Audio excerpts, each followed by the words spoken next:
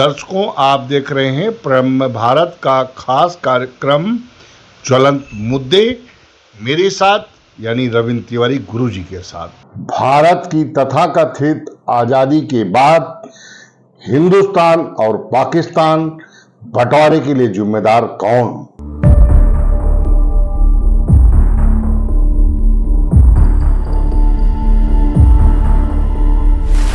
गांधी जी ने कहा था कि मेरी लाश पर पाकिस्तान बनेगा,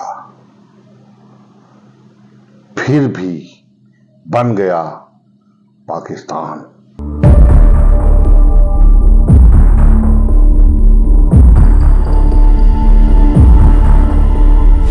क्योंकि अगर ऐसा है, सच है, तो फिर कांग्रेसियों की गांधी भक्त बिल्कुल ढकोसला है, क्योंकि इस पे विरोध उन्हें करना चाहिए था।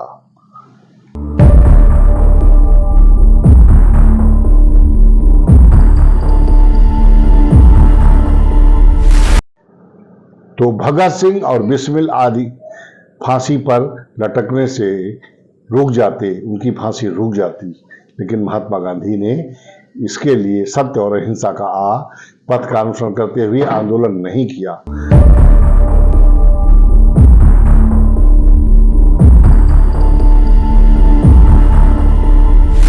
गांधी जी को भी आमरण अनशन करना चाहिए था, क्योंकि गांधी जी ने भी चुप मौन धारण कर लिया।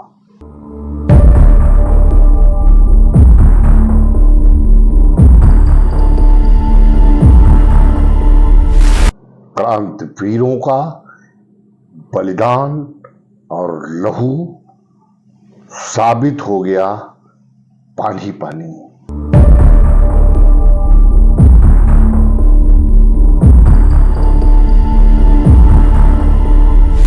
कुछ लोग मुस्लिम लीग को मानते हैं जिम्मेदार, तो कुछ लोग जिम्मेदार मानते हैं कांग्रेस को।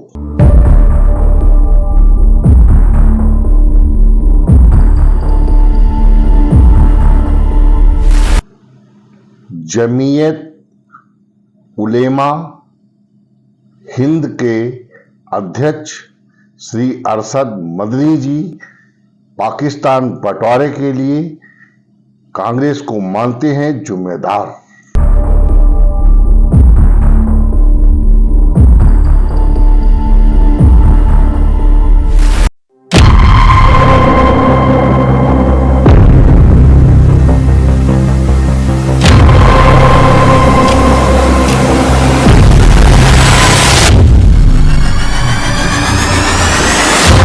भारत 200 वर्षों की अंग्रेजों की गुलामी से निजात पाना चाहता था। इसके लिए तमाम क्रांतिकारियों ने अपना बलिदान दे दिया, काला पानी की सजाएं भी भोगी। आजादी के लिए कांग्रेस जो अपना ये श्रेय लेती है कि आजादी हमने दिलाई, इस कांग्रेस की स्थापना एक अंग्रेज ने ही की थी। उसका नाम था वाई.ओ. ह्यूम, जो इटावा जनपद का उस समय का अधिकारी हुआ करता था। प्रश्न ये उठता है कि कोई भी शासक अपने ही विरुद्ध अपनी ही सत्ता गंवाने के लिए या भगाने के लिए या साफ करने के लिए, समाप्त करने के लिए संगठन क्यों बनाएगा? अगर उस समय के वाई.ओ. ह्यूम ने कांग्रेस की स्थापना की, उसके अध्यक्ष रहे, उसके बाद कांग्रेस ही ये कहती है कि मैंने आजादी दिलाई, दोनों में समानांतर स्थिति नहीं दृष्टिगोचर होती है। दर्शकों, मैंने अध्ययन भी किया है कि अभी आजादी भारत को और पाकिस्तान को, बांग्लादेश को, जो इस समय हैं 3 देश बन गए हैं, वो औपनिवेशिक आजादी पर ये तीनों देश हैं। ये ब्रिटिश ने एक लिखा पढ़ी की हाँ, जहां तक सवाल आपका वही कि पाकिस्तान और हिंदुस्तान का बंटवारा क्यों हुआ। अंग्रेज चाहते थे कि लड़ाओ और राज्य करो, तो वो अपनी नीति के अनुसार जिन्ना को कह रहे थे कि प्रधानमंत्री आप बनो, नेहरू से कह रहे थे कि आप बनो। तो गांधी जी ने तो अध्यक्ष नेहरू को बना दिया, एक भी वोट नहीं उनको मिली, 12 वोट सरदार पटेल को मिली। उसके बाद भी अध्यक्ष नेहरू को बना दिया कि किसी तरीके से भारत का प्रधानमंत्री इनको बनाया जा सके। लेकिन ये जिन्ना भी नहीं जानते थे, चाहते थे, मुस्लिम लीग भी उस समय की नहीं चाहती थी कि पाकिस्तान बन जाएगा, पाकिस्तान के भारत वर्ष के 2 टुकड़े हो जाएंगे। भारत माता का आंचल, जिसके लिए क्रांतिवीरों ने अपनी शहादत दी, अपना लहू बहाया, अपने जीवन का बहुत समय संघर्ष किया, उस भारत मां के आंचल के 2 टुकड़े कर दिए जाएंगे। दुर्भाग्य का विषय है। इस पर दर्शकों, विभिन्न दलों की, नेताओं की, बुद्धिजीवियों की, चिंतकों की, लेखकों की अपनी अपनी राय है। जिन्ना को जब ये पता लगा कि पाकिस्तान बन गया है, तो उन्होंने लाउड स्पीकर, उस समय का जब होता था, तो लाउड स्पीकर से सुना कि आजादी तो मिली, पाकिस्तान भी बना दिया गया।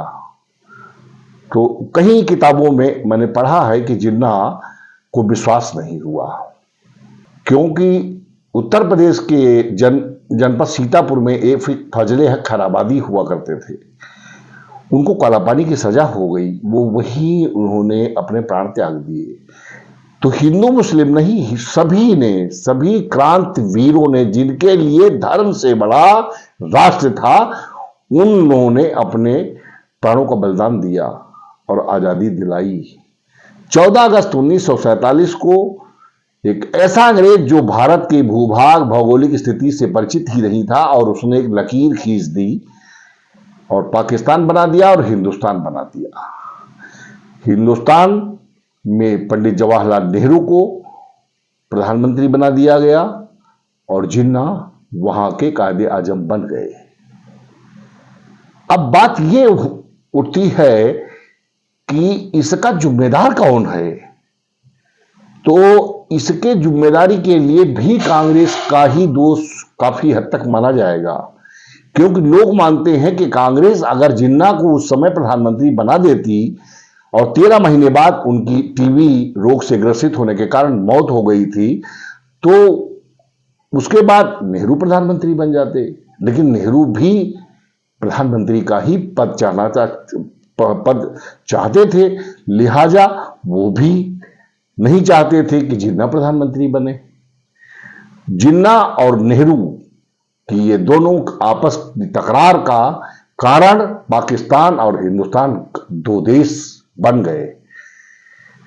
दोनों देश बनी, विभाजन हुआ 1947 से लेकर। भारत तो 75 वर्षों में विकास के आयाम छू गया, भारत विश्वगुरु बनने को तैयार है।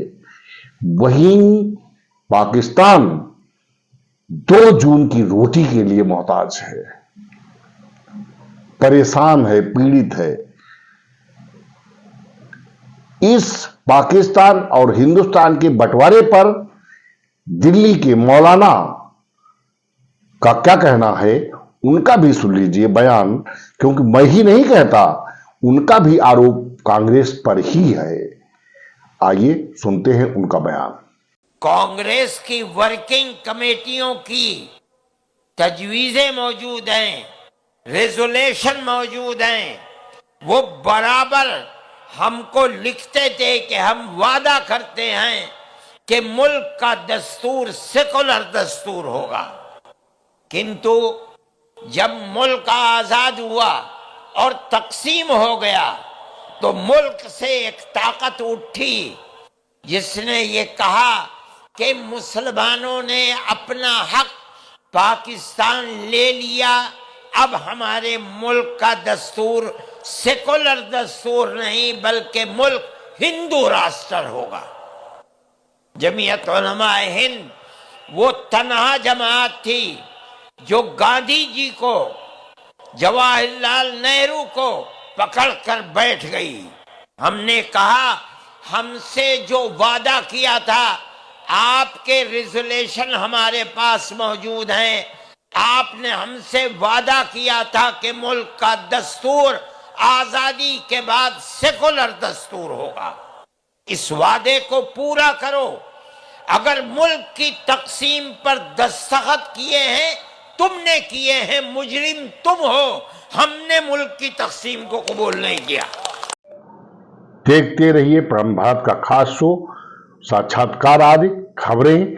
फिर मिलेंगे किसी एक नए विषय के साथ, तब तक के लिए दीजिए इजाजत। जय हिंद, जय भारत, प्रणाम। यदि आपको ये कार्यक्रम अच्छा लगा है तो इसे शेयर जरूर करें, लाइक और कमेंट करना न भूलें। हम आपकी राय के अनुसार ही कार्यक्रम बनाते हैं, अपनी राय जरूर दें।